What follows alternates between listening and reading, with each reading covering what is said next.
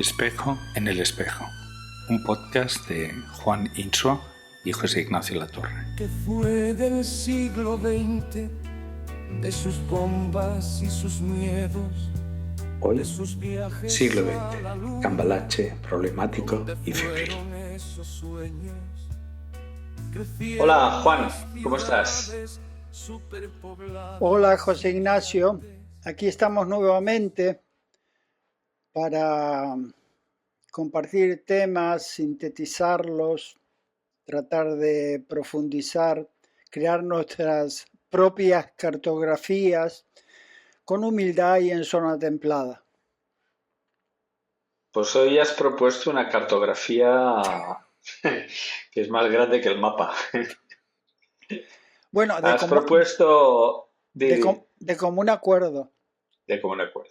Has propuesto ni más ni menos dedicar el podcast número 20 al siglo XX. Exacto. Eso Como es lo si que... no hubiera nada que decir del siglo XX, ¿no? O sea, así de buenas a primeras, ¿no? Te lo voy a cerrar aquí. Dime, Sí, siglo XX, siglo primera XX, reflexión. siglo XX cambalache, problemático y febril. El que no llora no mama y el que no mama es un gil. ¿Qué primera Lo reflexión primero, del siglo XX te gustaría hacer? Sí. a mí, antes que digamos una reflexión específica del siglo XX, me gustaría contextualizar, aunque parezca un poco extravagante, en el siglo XX es una manera, o los siglos en general, es una manera, digamos, occidental que nosotros tenemos de caracterizar cronológicamente dentro del contexto occidental lo que va pasando en la historia de la humanidad, pero hay otras culturas que están en otro siglo. Y lo que sí me gustaría, digamos, como marco de fondo, es lo primero que, digamos, que me parece interesante, es que estamos dentro de una historia de la humanidad que es imposible concebir sin lo que sería la historia del universo. Y por eso pensaba en un libro, que era un libro que tenían mis abuelos en mi infancia, y que después es muy curioso, que es una historia del mundo de H.G. Wells, el autor de La Guerra de los Mundos, etc.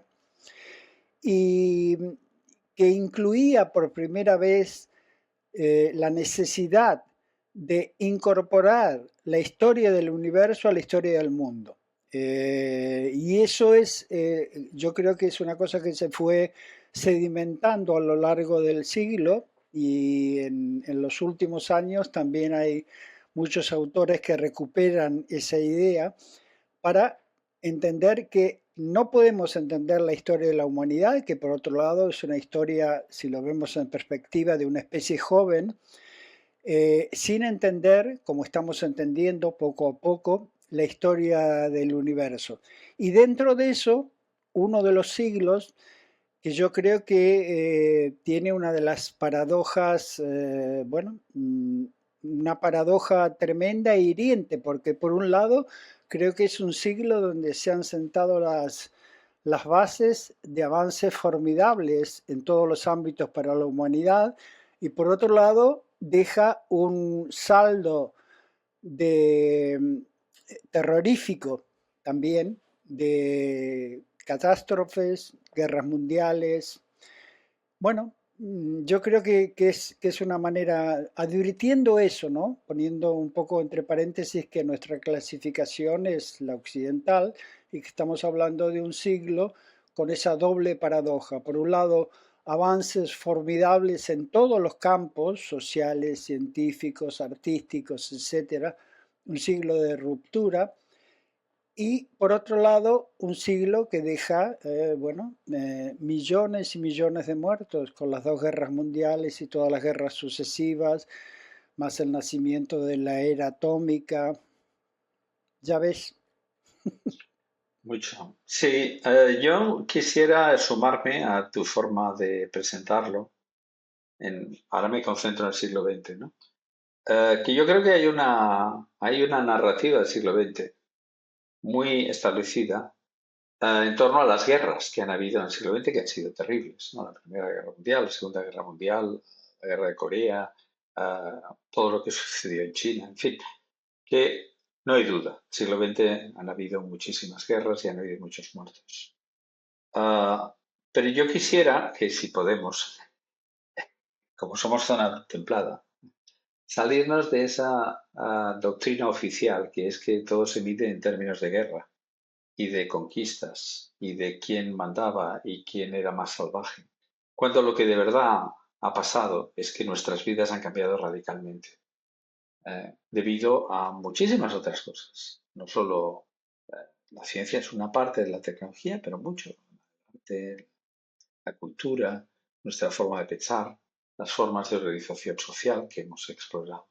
Y si te parece, pues hablamos un poquito en términos positivos, ¿no?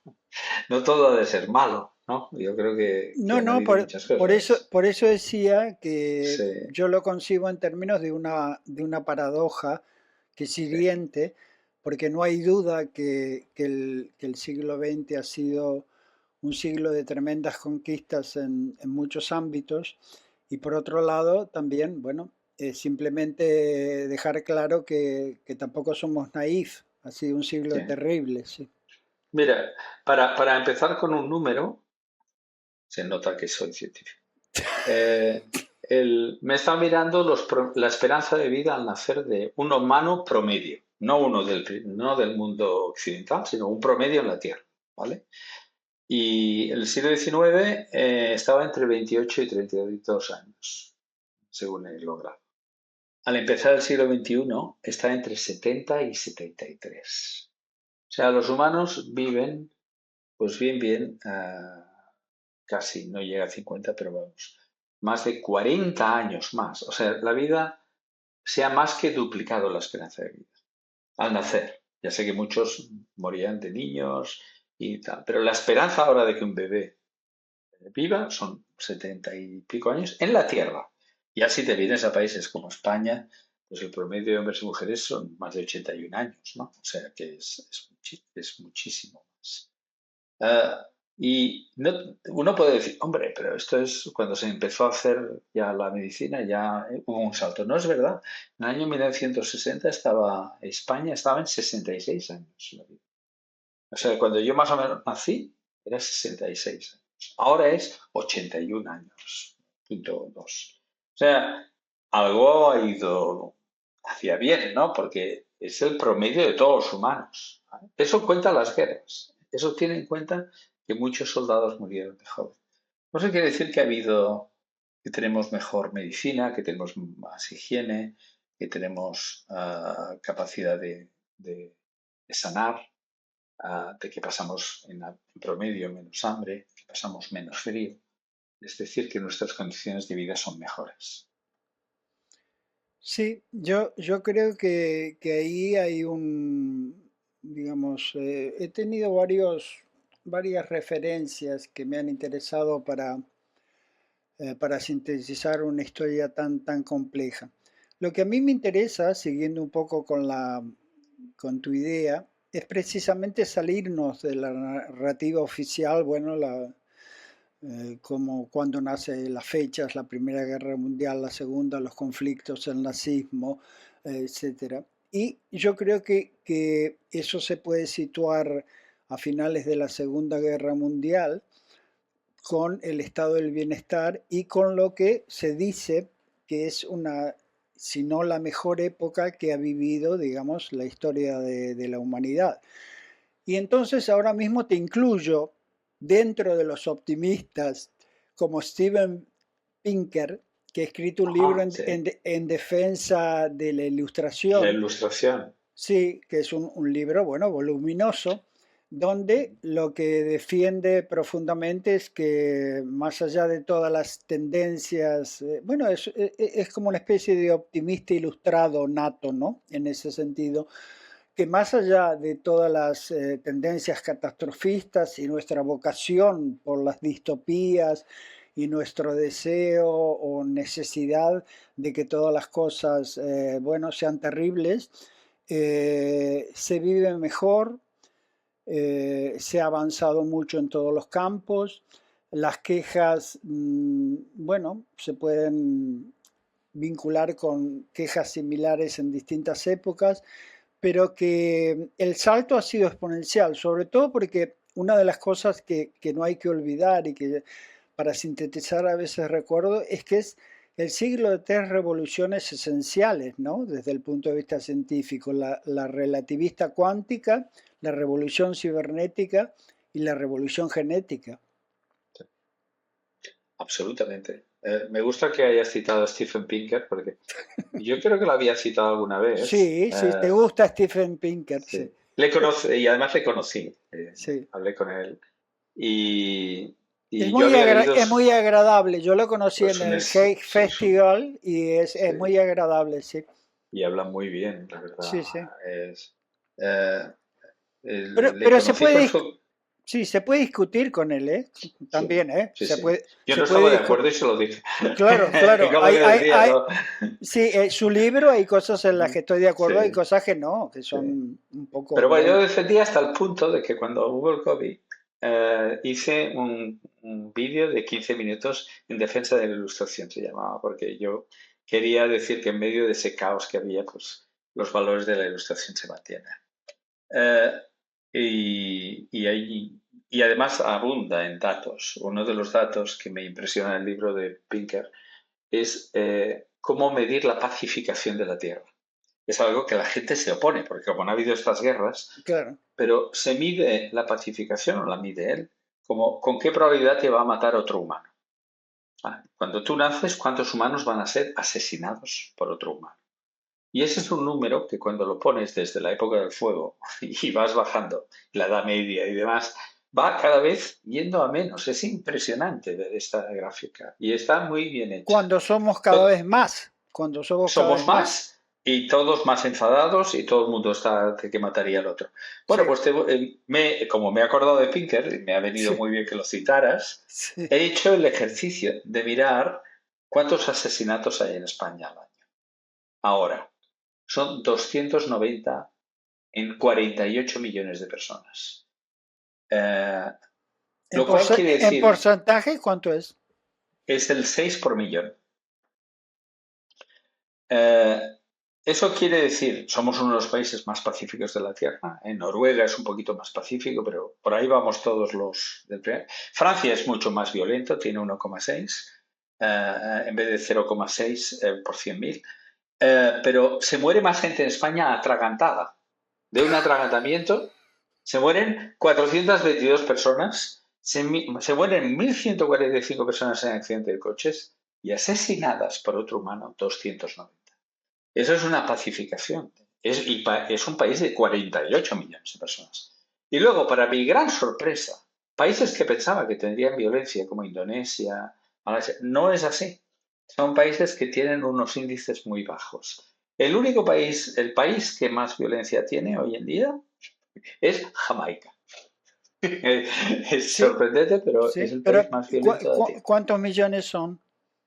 No lo sé, no Mm. te lo sé decir. Es una isla, no pueden ser muchos. Pero en las unidades que España es 0,6, ellos son 30, o sea, es un montón más. Y también he pasado del coche al avión, y es que no se ha muerto nadie. O sea, todo el mundo va aterrorizado a tomar un avión, pero bueno, en España no se ha muerto, y ahí no se ha muerto nadie. Y he mirado cuánta gente vuela. Bueno, hay 120.000 vuelos al día. La Tierra se ha hecho pequeña. Eso ha pasado en el siglo XX. La Tierra se ha hecho pequeña. Todo el mundo ha estado en algún lugar lejano. Y han habido 3.000 millones de viajes. Es como si la mitad de casi de la población, que somos 8.000 millones, hubiera tomado el avión. Es impresionante, ¿no? Pero O eso sea, sobre todo en este siglo, ¿no? en este siglo, esto ha pasado en el siglo XX, en el siglo XIX no había nadie volando. En el Es siglo XX, decir, estás hablando del siglo XX, sí. no, los viajes son 120.000 al día. Al día. Entonces son 3.000, tienes que multiplicar por unas 300 personas. Luego, bueno, se me han ido los números, pero bueno, es un montonazo de gente que vuela cada día, ¿vale? Que vuela todos los días. O sea, la Tierra, como digo a la gente que viene aquí a visitarme a Singapur, Indonesia tiene 17.500 islas. Y ahora, hoy en día, vuelos por todas partes. O sea, la Tierra se ha hecho pequeña, la gente, la forma de vida ha cambiado radicalmente. El siglo XIX no tiene nada que ver con el siglo XX. Ujú. ¿Qué Ah, músicas te han gustado del siglo XX? Estaba buscando yo cuál es la canción que ha sido más escuchada del siglo XX. es que me gustan demasiadas cosas del siglo XX.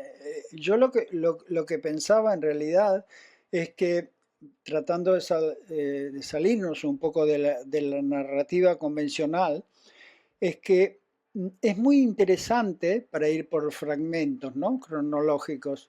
Lo que sucede en los primeros 14 años, es decir, antes de la Ah, Primera Guerra Mundial. sí, Es decir, es muy curioso porque, bueno, para la exposición de Marte tuve que investigar en profundidad ese periodo y lo que me he dado cuenta es que además de lo que podría ser el ímpetu ilustrado, razón, progreso, etcétera, lo que coexistía eran, bueno, se creía, digamos, en fenómenos como la telepatía, se creía, digamos, en los mediums, estaban muy, muy de muy de moda. moda. Sí, sí. Existía, digamos, un creciente interés, como una especie de martemanía, porque los primeros 14 años, bueno, son los años donde eclosiona un poco todo el interés sobre Marte y todo lo que sucede alrededor, digamos, del planeta rojo, pero es un periodo realmente muy, muy, muy interesante. De la misma manera que en medio de la guerra, es decir, en medio de la Primera Guerra Mundial, tomando, digamos, los aspectos más curiosos y positivos, es decir, por ejemplo, a Joyce, a James Joyce, cuando le preguntaron, ¿y usted qué hizo en la primera, en la Primera Guerra Mundial? Bueno, dijo, yo escribí el Ulises. Entonces, bueno, entonces, Aprovecho. sí.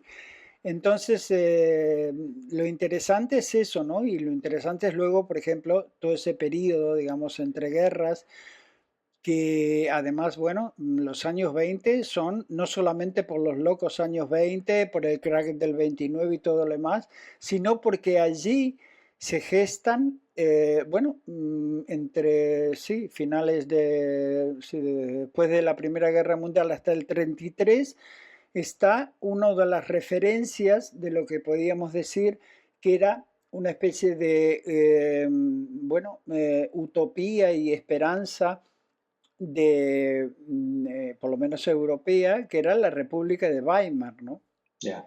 Donde sucedieron, bueno, donde convivían realmente, es decir, claro, es el momento en que llegan las vanguardias, es el momento Sí. en que, Iba, ¿eh?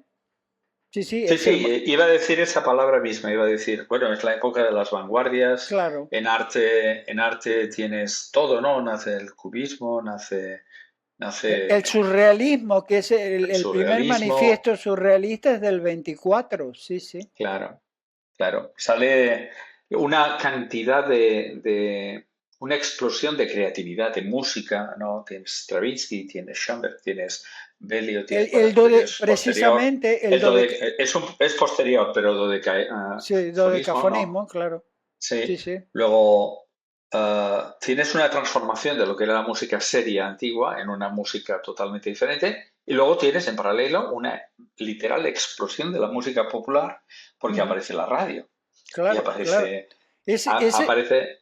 di- ese es otro, digamos, otro elemento muy interesante para hacer un análisis, y hay muchos análisis, que es la evolución de los medios, claro, la evolución de los claro, medios, es decir, qué pasa con radio, televisión, y cómo, digamos, en un siglo vamos bueno, del telégrafo a la radio hasta Internet, hasta y Internet. luego todo el mundo lleva los auriculares y se acabó. No, pero fíjate que es un ejemplo donde la transformación tecnológica, es decir, el haber logrado un avance tecnológico, produce un profundo cambio en la sociedad, Sí, como es el que la música pasa a ser algo. cotidiana en todas partes, y adecuada al gusto de cada uno. Sí, Que sí. ya no tienes que obedecer al gusto colectivo, ¿no? Es impresionante. Me gustaría rendir homenaje al jazz, porque el jazz nació en el siglo XX. Y yo, pues, Totalmente.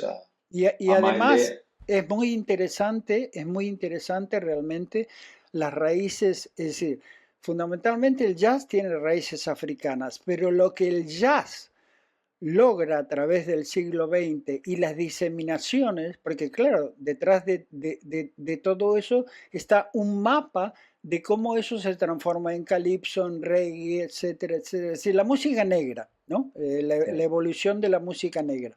sí, Una sí. cosa que no querría olvidarme y que me parece esencial también desde el punto de vista, bueno, estético y utilitario, es que en esos años nace la Bauhaus. Sí. Entonces, que es digamos, una escuela de diseño muy evolucionada y ya está Sí. pensando, digamos, en términos que todavía siguen siendo actuales, ¿no? Además, el tipo de artistas que existían allí, desde Walter Gropius, etcétera, todos los que trabajaron en la Bauhaus y que anticipan el diseño moderno, claro. Sí, sí, sí. Es clarísimo, es una anticipación de una nueva forma de pensar, ¿no? La estilización de los muebles, el salirse Bueno, de las cosas es el complicadas. antecedente, aunque luego esté, no sé cómo podríamos considerarlo, pero es una funcionalidad que luego retoma, vamos a hacer, digamos, publicidad indirecta, finalmente termina en IKEA. Esta no me la esperaba, ¿eh? Juan, esta no me la esperaba. Bueno, bueno, porque es que en realidad lo que pasa es que eso es, bueno, un volumen de negocio, una idea, etcétera, Ya, ya, etcétera. ya. Pero la Bauhaus tenía una cosa que, a diferencia de otras vanguardias, digamos, las vanguardias tienen un componente fundamentalmente rupturista, tienen un componente de cambio esencial de las culturas, etcétera. Pero la defensa de la Bauhaus es porque eran extraordinarios desde el punto de vista de las aplicaciones cotidianas, de Sí, las aplicaciones cotidianas. Entonces, eso me parece esencial, porque es estética aplicado a cuestiones que sirven, que son sí, útiles. sí. Que debes tener, sí. Claro. Aunque a mí mi corazón, si tengo dinero, me compraría antes una de estas sillas de Dalí. Ay, de Ah, Dalí, de Gaudí, perdón, de Gaudí, bueno, que son bellísimas, bellísimas. ¿Qué mano tenía ese hombre, ¿no? Si la gente sabe que cuando construía la pedrera iba a trabajar todos los días y inventaba cada día. Tenía una obstrucción a no crear eso. sí, Todo lo que hacía. Los techos de cada habitación, los suelos, las puertas, los Gaudí, ¿no? muebles. Estás hablando de Gaudí, Gaudí, Gaudí, claro, Gaudí, Gaudí, Gaudí. Y Gaudí, yo, claro. todas las personas que se van a pedrear, que se fijen en los muebles. Qué maravilla. Y en el museo que está ahí arriba de la Plaza España, ahí arriba hay una parte dedicada al- al- a los muebles creados en el principio del siglo XX y es precioso. Las vanguardias, el puntillismo, Picasso es una de las palabras que quedará en el siglo XX. Sí, Picasso, sí, ¿eh? sí. La Luego transformación hay, de... luego hay, digamos, una historia, digamos, como todo, tiene una contrahistoria. A mí, una de las cosas que me sorprende, visto en perspectiva, es que ilustración, fe en el progreso, avance de las ciencias, etcétera.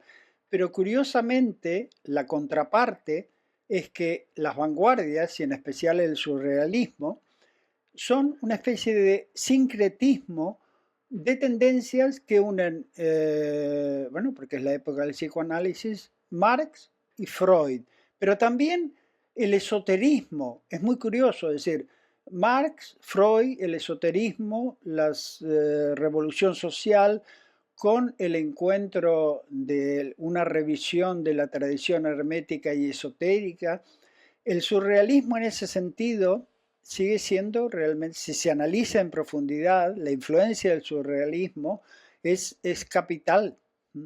Ujú. Oye, lo tengo que sacar a colación. cuando me dijiste, vamos a hablar del siglo XX. Ok. Y yo me acordé que tengo este libro por aquí en casa, que es de Peter Sloterdijk, ¿ok? Ajá, Filósofo, que se llama, el título del libro es ¿Qué sí. sucedió en el siglo XX? Ah, ese ¿Vale? no lo conozco. Mira, me he leído los Mira, tochos aquí, de porque la Feras. cámara, He leído casi sí. todos Lotter y ese no lo conozco, no puede ser. Ah, amigo, es que yo me compré tres hace poco, lo encuentro infumable, pero a No, pesar de que lo encuentro infumable, le he dado cuatro pobre vueltas. Lotter, dice. Está bien Sí, y entonces. adivina de qué habla, entre muchas cosas. Siempre habla del papel de los filósofos, Sí, oh, claro. Dios, se me hace Bueno, muy pesado.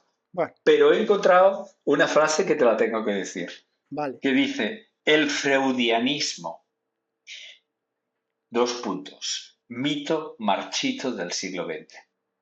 El feudalismo. No, freudianismo. Freud. Ah, Freudianismo. freudialismo, vale. Freudianismo, dos puntos. Mito marchito. Mito marchito del siglo XX. Dime no, que no es buena esa frase.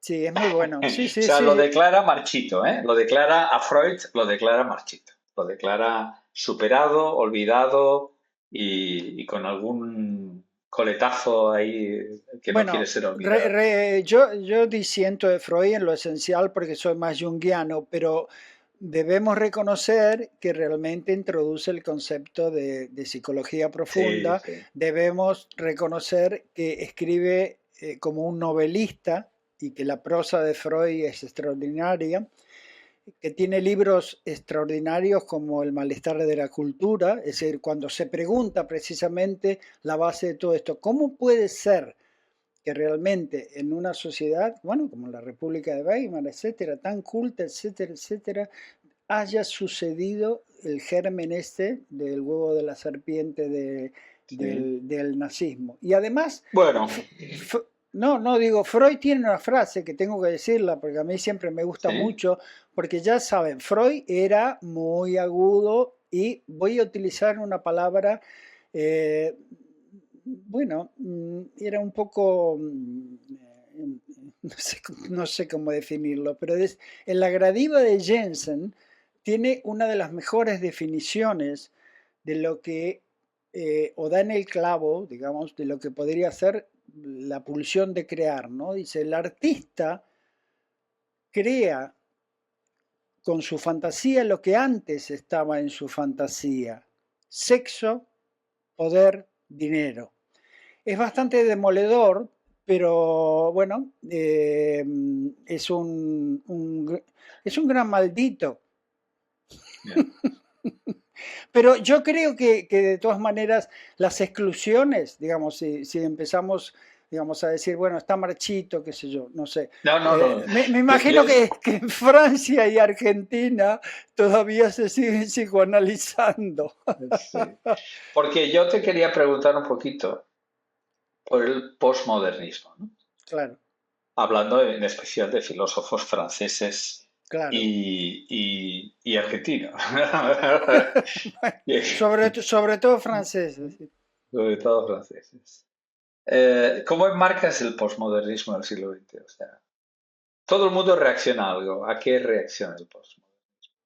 Yo creo que la posmodernidad en general, que es un tema en parte comprendido y en parte no, y que ya ha pasado también porque son tendencias, es una reacción a la modernidad, obviamente, y es una reacción a determinados tipos de tesis ilustradas, y es una reacción que podríamos decir que tiene, digamos, sus pros y sus contras.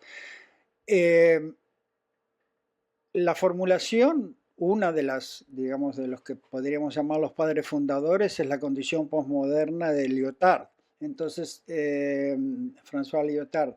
Entonces, lo que hay, y después también, digamos, Bátimo, un filósofo italiano, también habla bastante. El problema del posmodernismo es que establece una especie de relativismo, en el sentido, digamos, todas las culturas son iguales, no es posible valorar desde un punto de vista eurocéntrico el resto de las culturas, etcétera, etcétera. Y eso tiene riesgos importantes, porque claro, en culturas donde hay de pronto ablación del clítoris o donde de pronto se legitima, es decir, no, el relativismo posmodernista ha causado mucha, digamos, mucha confusión, porque también bebe un poco de, tiene un aspecto nihilista que podríamos decir que bebe, si Dios ha muerto, todo está permitido, ¿vale? Todo está permitido y además todas las culturas se igualan, es decir, es un ataque a lo que podría decir un cosmopolitismo de tipo eurocéntrico Sí. fundamentalmente estimulado por Francia. Pero la posmodernidad tiene también, digamos, bueno, es un movimiento que pone en entredicho. Pero después, claro, no es que eso pare en cuanto a definiciones de intelectuales. Después viene la hipermodernidad, la ultramodernidad, y estamos siempre dándole vueltas e incluso si pensamos, por ejemplo, en términos de críticos, hay obras como eh, ¿cómo se llama este filósofo francés? De Bruno Latour, que asegura que nunca fuimos modernos, que nunca fuimos modernos. Bueno, hablando de modernos, bueno, antes de decir eso, quería decir que como has sacado has mencionado la ablación de clítoris, bueno, yo me he peleado con gente porque no estoy de acuerdo que eso es cultura, ¿no? O sea, que Claro, hay barbarie. En el pasado de claro, la especie humana hay cultura y hay barbarie. claro. Entonces, el poner en pie de igualdad tradiciones que son bárbaras, yo no lo considero cultura. Es que de verdad lo digo, ¿eh? O sea, todo lo que sea antiguo es cultura, no. Hay cosas que era barbarie pura y ya está. Y Claro. un auto de fe es una barbarie y muchas cosas son barbaries. Pero como has hablado de Freud, has sacado la palabra sexo ya y poder y todo. Hombre, siglo XX siempre se ha apreciado, ¿no? De una revolución sexual, ¿no? En particular en la época hippie, En los 60, los 60. Ah, exacto. En los años 60, cuando, los fabulosos 60. efectivamente. Y luego, posteriormente, ya ahora en el siglo XXI y tal, pues seguramente hay muchas personas que opinan el género fluido o todo tipo de relaciones sexuales modernas son la pera limonera y es haber descubierto la sopa de ajo. Pero bueno, yo diría que en los 60 la cosa estaba muy avanzada y ya puestos a decir, me gustaría decir que en los felices 20 también hubo lo suyo y si me dejan apretar, que en Grecia ya sabían montarse unas fiestas Claro, importantes, ¿no? claro, O sea, claro. Sí, y, sí. y, y el de Cameron no está escrito en el siglo XXI, ¿no? O Exacto, sea, exacto. ni el Kama Sutra. Entonces, siempre me ha hecho gracia a mí hablar de la revolución sexual del siglo XX porque creo que vamos, que No, todos los siglos la han tenido. claro, lo que pasa que en los 60 sí, la gente a veces se olvida, y sobre todo los jóvenes, que tienen en algunos casos, no digo nada, ahora voy a decir una un poco memoria de pez. En los 60, en los 60, claro, nacen los nuevos movimientos sociales. Es decir, en los 60 es la segunda gran ola del feminismo, nace el ecologismo, que es muy, muy esencial, y nace además con toda su ingenuidad y con todo lo que quieras desde el punto de vista, digamos, de lo que se entiende habitualmente por cultura hippie, pero es una cultura de paz, amor y flores, aunque parezca hiper naif. Entonces, en los 60, en medio de, digamos, de la Guerra Fría, en medio de, digamos, de guerras de descolonización, en medio de, bueno, el Mayo francés, en medio de las tesis de Frank Fanon, también tenemos el nacimiento de los nuevos movimientos sociales, que después, bueno, es el momento también, es muy curioso los 60, porque es guerra de Vietnam, pero también empiezan las dictaduras latinoamericanas. Entonces, también. sí, sí. Bueno, y hay Son muchas, es un cóctel, mayo del 68, en claro. mayo del 68, hay los levantamientos estudiantiles en Europa. Y Sí, yo sí. creo que Europa descubre que el Estado empieza a ser oprimente y Ujú. aparecen estas primeras reacciones, Sí, sí, de la cual emerge la gran corriente socialdemócrata, ¿no? sí. Pero también descubre el resto del mundo, ¿no? Es cuando se descubre por enésima vez la India, se descubren, empieza a haber yoga en Europa, ¿no? Exacto, también Empieza, es un momento de una nueva eclosión, digamos, de un vínculo un poco salvaje, heterodoxo, en parte facilista, de todo lo que tenga que ver con la espiritualidad oriental. Es un momento de acercamiento muy interesante, propiciado entre otras cosas, obviamente, porque los Beatles viajaron a la India y sí, tal, ¿no? bueno, y yo te iba a decir, propiciado, y nadie lo dice, por el desarrollo de la aeronáutica, es decir, que de Claro, repente se claro. podía, de verdad, una persona podía ir a la India, porque la gran mayoría de las personas nacidas anteriormente, pues no podían ir a la India, sencillamente. Podrían leer un libro, podrían hacer, podrían leer un periódico, pero no podían personalmente ir a la India. Aparecen los aviones y entonces la segunda mitad del siglo XX la Tierra se hace pequeña y empiezan a aparecer las interconexiones entre las culturas, ¿no? A fondo uno va descubriendo el mundo. Todo Sí, el mundo sí. quiere ir a Nueva York, todo el mundo quiere conocer a Woody Allen, todo el mundo abre sus miras más allá de lo que tenía hasta entonces. Bueno, y la revolución también, digamos que comienza una etapa muy, muy floreciente dentro de la música popular, a partir del rock psicodélico, de los grandes grupos, Beatles, Stones, Pink Floyd, todo lo demás, que es extraordinaria, ¿no? Led Zeppelin, bueno, todos los grandes grupos de los 60. Pero a mí me gustaría, digamos, para picarte un poco y no ser tan optimista, y no ser tan optimista, volvamos a los años 50, cuando termina la guerra, ¿no? Entonces, ahí hay digamos, un fenómeno, que hay que decirlo, eh, que le llaman, en perspectiva, la gran aceleración. ¿Y en qué consiste la gran aceleración? Consiste en que evidentemente empieza a haber, digamos, una explotación y digamos, un uso de combustibles fósiles realmente acelerado y extraordinario. Además, es la misma década donde también comienza la carrera espacial, etcétera. Es la misma época también donde comienza digamos, a producirse en masa la comida basura. Es decir, es una época donde todo lo que estamos viviendo posteriormente, bueno, tiene su origen allí, porque claro, comenzamos a darnos cuenta de la importancia decisiva de lo que serían los combustibles fósiles y la contrapartida no demasiado meditada de lo que significaría el uso abusivo de combustibles fósiles en las próximas décadas. Ujú.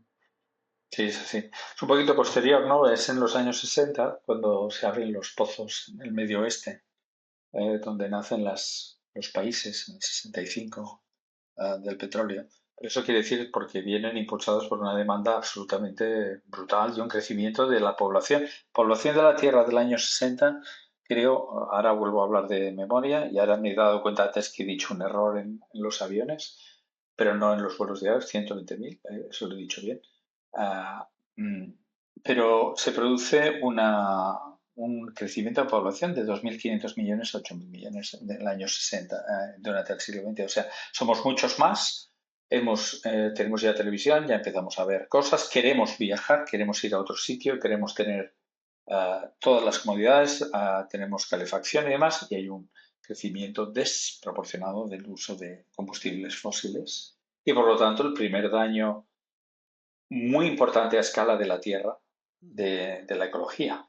Porque Claro, hay que ser muy claros, nadie en la historia de la humanidad fueron respetuosos, por más que la gente diga. sí, sí, No es verdad, los humanos siempre han sido muy poco respetuosos. Cuando llegó la revolución industrial, el Támesis se convirtió en un lugar infumable, no se podía estar. Claro, La contaminación creció en todas partes. Los humanos han sido muy poco respetuosos con la naturaleza en general. Siempre que la densidad es baja, no se nota. Entonces, si te vas a ciertas zonas rurales y demás, pues no se ve. A la que hay muchos humanos juntos, siempre hay un porcentaje de ellos que son unos guarros absolutos y destrozan todo. Pero yo quería decirte que ese salto del año 50 tiene mucho que ver también con la tecnología. Es del año 46-47 el transistor. El claro. transistor como unidad de cálculo. Y Ujú. empiezan a crearse los primeros ordenadores y no solo ordenadores, todos los chips que luego han poblado nuestro mundo. Es decir, que los humanos tomamos posesión ya de los conocimientos científicos que arrancan de la mecánica cuántica, de la materia condensada, de estado sólido y se genera la industria de semiconductores. Entonces, a partir de ahí, nuestra vida empieza a cambiar. Empiezan a haber las radios, empiezan a ver las televisiones, empiezan a ver los ordenadores, todo poquito a poquito, pero se produce entre el año 50 y el año 80, dijéramos, ahí es donde ya nosotros somos modernos en el sentido de hoy en día, ¿no? Por eso son esos años tan especiales, ¿no? Que siempre en las películas norteamericanas siempre es donde todo, la vida les va mejor, ¿no? O sea, el sueño americano y todo esto, pues se Bueno, cuaja en ese. es también, hay dos cosas interesantes allí. Es el sueño de la ciudad descentralizada, el Ahí, sueño, sí, el irse del pueblo a las ciudades. sí, claro, pero es también, digamos, el sueño de la casa propia con piscina, que como tiene mucho territorio, bueno, eso también se da. Pero a mí me gustaría volver un poco, hoy estoy, digamos, estoy provocador.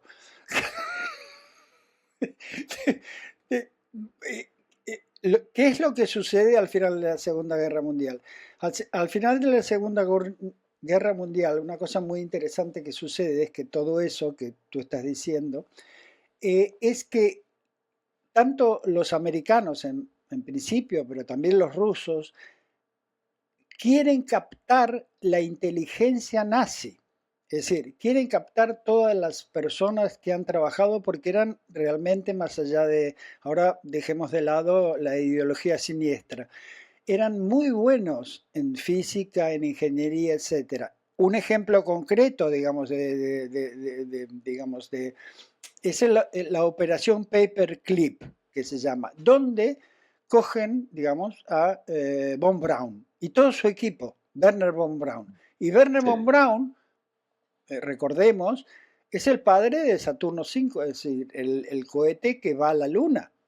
Y entonces es blanqueado, por decirlo de alguna manera, y es blanqueado de la manera americana. Sale un reportaje en Life, en el 59, en la revista Life, sin problemas, sí, tiene un pasado nazi, etcétera, etcétera, pero ahora trabaja para nosotros.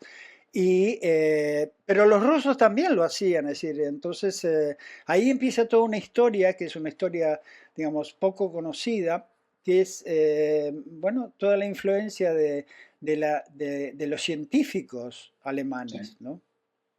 sí. Bueno, para que la gente lo entienda bien, efectivamente, en el año 45, ¿no? Se lanza la bomba atómica en mes de julio, al final del mes de julio, se encuentran, ¿no? los principales políticos de la Tierra, ¿no? De ese instante y, y arranca una guerra que luego se llama Guerra Fría, ¿no? Porque se ha descubierto una pistola gigante, ¿eh? Que es la bomba atómica. Y esa bomba está ahí, esa pistola está ahí y todo el mundo la quiere tener. Todo el mundo la quiere tener.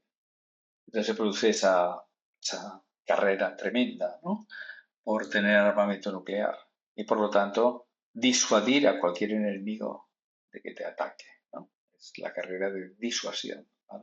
Y ahí aparecen todos los jugadores que ya conocemos bien, ¿no?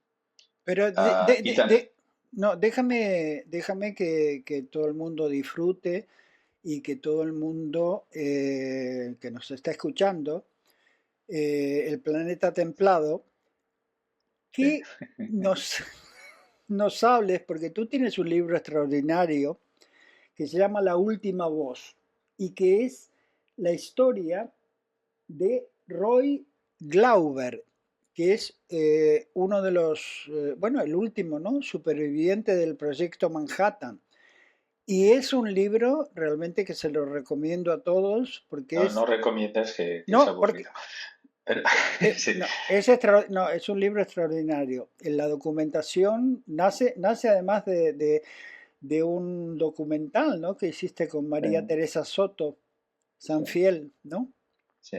No, pero para mí yo conocí a este señor, el último superviviente del proyecto Manhattan y premio Nobel por haber descubierto la coherencia de la luz, el láser, la descripción del láser.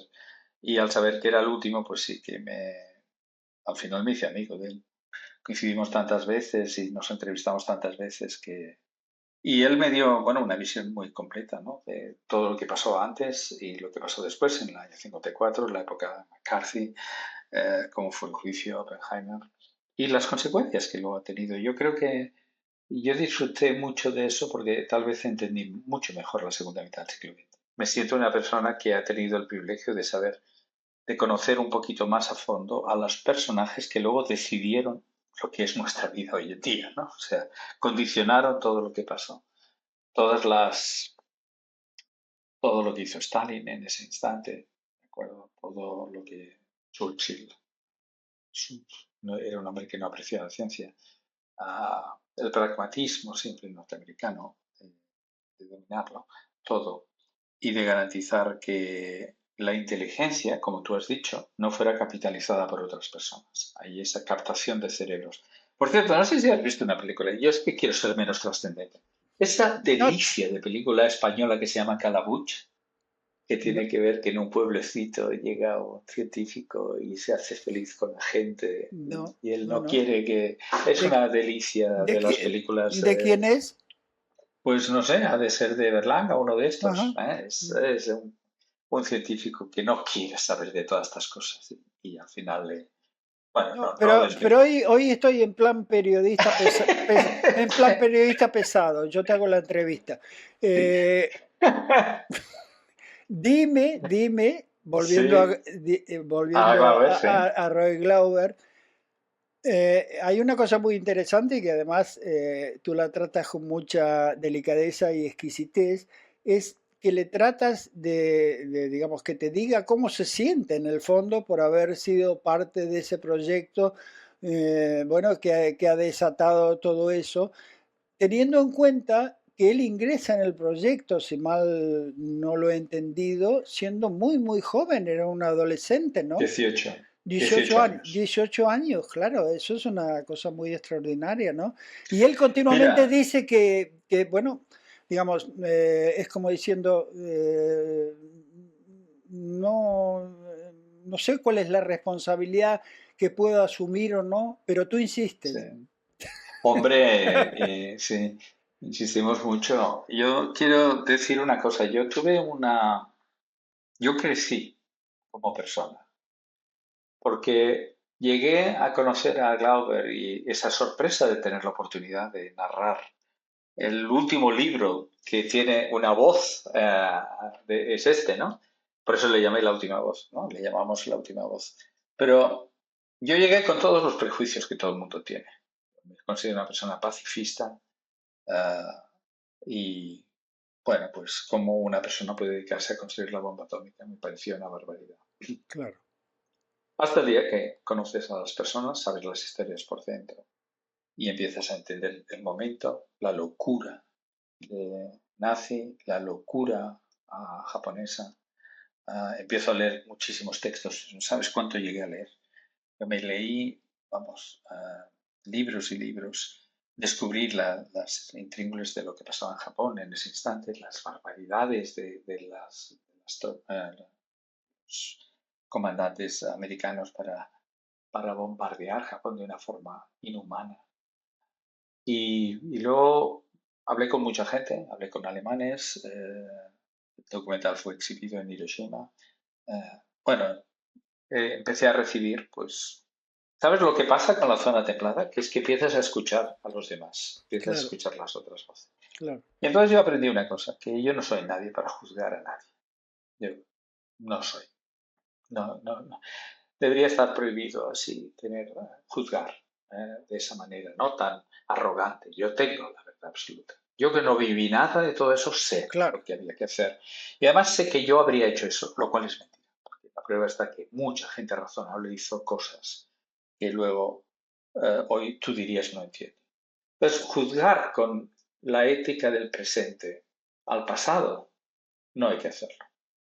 Yo estoy convencido que en el futuro nos mirará a nosotros, Juan, como bárbaros, como gente que todavía tenemos los conflictos de Oriente Medio, los conflictos de Rusia y Ucrania, las barbaridades de ciertos lugares de Sudamérica, y no sabemos resolver nuestras causas. Nos mirarán como primitivos, como bárbaros, como aquellos que comían carne y animales, yo qué sé, nos juzgarán y sin tal. Y no duda. creo que sea justo, no creo que sea Ah, justo. bueno, Entonces, la única gran lección para mí personal, es aprender a escuchar y reservarme mis juicios apresurados y excesivamente dogmáticos, ¿no? Yo creo que lo correcto es mantenerse un poquito más humilde frente a los grandes hechos del siglo XX, porque nos han condicionado a todos, sí, nos han sí. condicionado a todos. Pero Y tú sí, tienes toda Sudamérica a tus espaldas, que no es poco.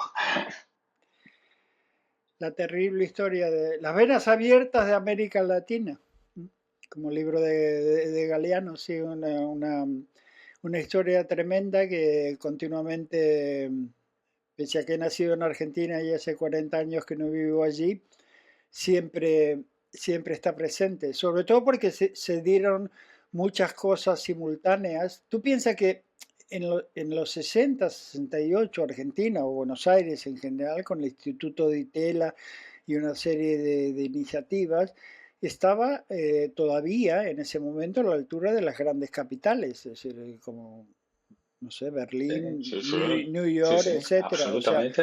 Hombre, y se eh, ve cuando vas, se ve sí, sí. el Y, teatro color, yo qué sé, se sí, nota enseguida.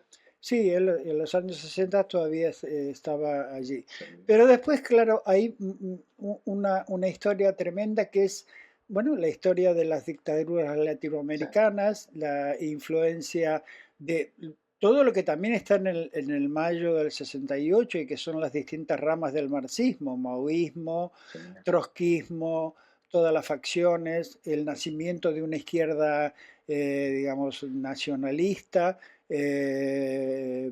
la injerencia de los ejércitos, la influencia o no de la CIA en cada uno sí. de esos proyectos, que era digamos, lo que llamaban el patio trasero, y la inmensa creatividad, porque también ahí nace, digamos, son los años del bull Borges, latinoamericano. Sí, bueno, Borges, Borges, que es un Borges. personaje, digamos, eh, Mira, mira, bueno, tengo a Borges aquí, lo Borges. tengo, porque, tengo esta promesa de releerlo todo antes de diciembre.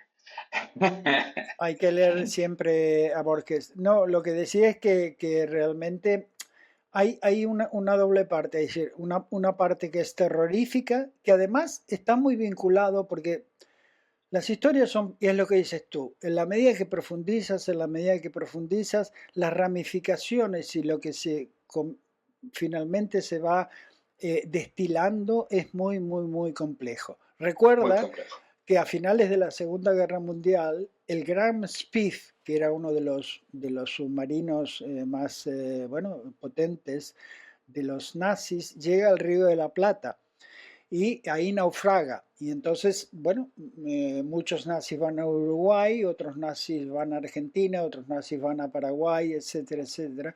Y todo eso también influye en las maneras en que posteriormente se tratan determinado tipo de conflictos, etcétera. Entonces, la historia de Latinoamérica, que siempre desde mi punto de vista es como postergada, ¿no? Tiene un gran potencial, etcétera.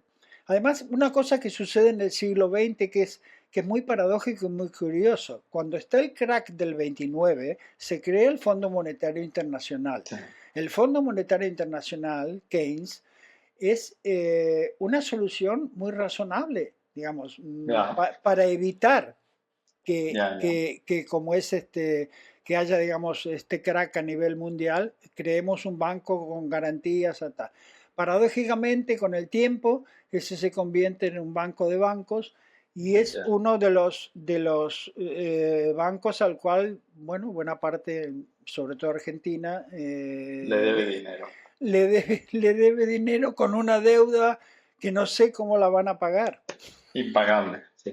Oye, Juan, que se nos está acabando el Sí, tiempo y hay varias sí, cosas que no uy, hemos sí, claro, no, mencionado. no, no, si nos hemos un No hemos poco, mencionado que hemos ido a la Luna, claro, ok, que sí, hemos salido de la Tierra, 1969. que hemos ido No a hemos Marte, mencionado que hemos a ido Marte, a Marte pero no en persona. no en He persona, enviado un no, no, correo. no en persona, no. Que hemos inventado Internet en el 91 y que apareció el fenómeno de globalización que ahora se está yendo hacia atrás. Sí, Que ha habido gran ciencia, además de la que has mencionado, por ejemplo, pues matemáticas han avanzado una barbaridad y los 23 problemas para el siglo XX de Hilbert, 8 han sido resueltos. Por lo tanto, ha habido un que avance. el efecto 2000 que todo el mundo temía porque Sí, era como el no se ha fin del muerto mundo, nadie. no ha pasado nada, claro. El efecto 2000 una vez más, ¿no? Sí. Sobre todo que ha habido un avance tan brutal en medicamentos que nuestra vida se extiende y se ha hecho más agradable. Como siempre digo, yo creo que si hay un adelanto que nadie quiere renunciar es la anestesia. Porque, porque si tienes una fístula anal y te operan sin anestesia, Por eso se dice, sí, esto va sin anestesia, sí, claro. sí. Bueno, O anestesia local, que es un poco rara, sí. sí, ¿verdad? Sí, Y yo creo que el aumento del tiempo de ocio, la televisión como una cosa que durante el siglo XX pasó a ser 5 horas al día, ¿no? En ese instante. Y esas transformaciones sociales que se dieron, yo creo que merecía la pena al menos mencionarlas, ¿verdad? sí, y una especie digamos, de descontractura general en relación a muchas cosas, e Sí, incluso más allá de todas las contradicciones que vivimos y la opresión del sistema, etcétera. Bueno, una parte de la humanidad ha podido tener el privilegio de ser realmente más libre. Y más nosotros, libre. nosotros podemos hacer esto por el siglo XX, si no, no, porque hemos Sí. vivido Bueno, 50 años mira, en el siglo XX. ¿quiénes los países apáticos políticamente? Pues Estados Unidos, ¿no? ¿Por qué? Porque alcanzaron un cierto bienestar. Cuando vives bien es que ya no te importa, dices, ya está arreglado. Claro, Ha habido una apatía, ¿no? Creciente de la política y los políticos se han convertido en más salvajes y por eso clamamos ahora por la zona templada, ¿no? Porque para llamar claro. la atención de la gente, porque si no la gente lo que se va es a salir con sus amigos, a pasárselo bien, si pueden van a las fiestas del barrio y si no se van a ver una película y si no, de repente la vida ya ha sido confortable, ya es normal, ya no hay que luchar Y por, algo, por todo. y algo tremendo, que es que la indiferencia nos mata, la indiferencia, digamos, el cinismo del sálvese quien pueda, o esto no va conmigo, yo tengo mi pequeño nicho de confort y no me muevan de ahí. Ok, Juan, ya cerramos. Última ronda de comentarios tiene que ser, digo yo, ¿qué quieres que sea el 21, el siglo XXI, que no ha sido el 20? No, a mí me gustaría, lo que siempre pienso es muy sencillo, me gustaría realmente que desde nuestra perspectiva y con todo lo que sabemos, estamos en una posición privilegiada para entender la historia de la humanidad y también de todo lo que dependemos, es decir, que son el resto de criaturas vivientes. Sabemos tanto, tenemos tantas herramientas, estamos tan capacitados, somos realmente tan sofisticados que sería verdaderamente, bueno, desaprovechar todo este potencial en un momento en que la gente que ama las distopías le encanta, pero realmente ser pesimista, siempre lo digo, es un tópico, pero siempre lo digo, es un lujo que no podemos permitirnos con todo lo que sabemos y todo lo que podríamos hacer. Estamos a tiempo. A mí me gusta pensar eso, sinceramente. Me gusta pensar que estamos a tiempo y que el siglo XXI, como muchas veces has dicho tú, no solamente a través de la tecnología, pero será un siglo realmente del cual muchas de estas cosas las veremos en perspectiva y dirá, pero ¿cómo podríamos haber sido tan tontos? Porque es Sí, así, o sea, el verdadero pecado, y eso deberíamos entenderlo, es ignorar que estamos en el sí. paraíso. Estamos en un planeta absolutamente privilegiado, en una maravilla absoluta. Y estamos todos los días comprendiendo algo nuevo. La gente debería estar todos los días, digamos, emocionada del momento que estamos viviendo.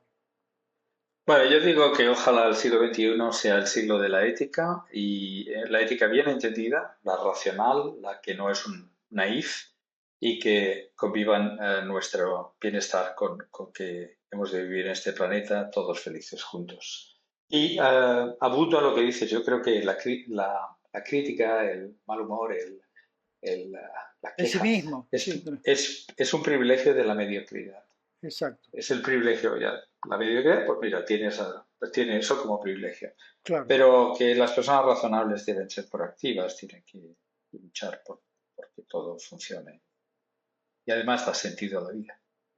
Juan, título del siglo XX, es que no sé.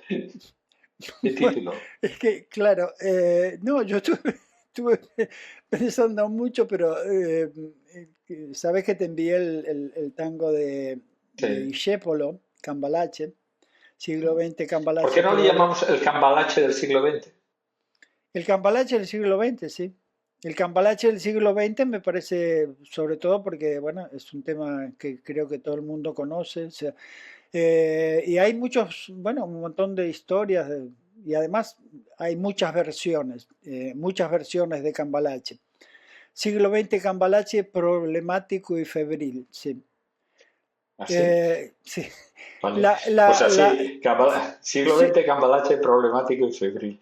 Y lo bueno, dejamos ahí. bueno, podríamos, sí, es bastante, no sé, interesante, o sea, sí. Vale. Qué falta de respeto, qué atropello a la razón. Cualquiera es un Bueno. señor. Bueno, Juan, nos vemos, ¿vale? Vale, Chao. un abrazo fuerte, hasta Un luego. abrazote. Chao, chao. Adiós. Espejo en el espejo, un podcast de Juan Insua y José Ignacio Latorre.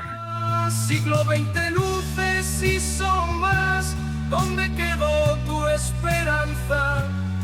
Siglo Entre XX, las bombas cambalache y los problemático viajes y febril. se perdió la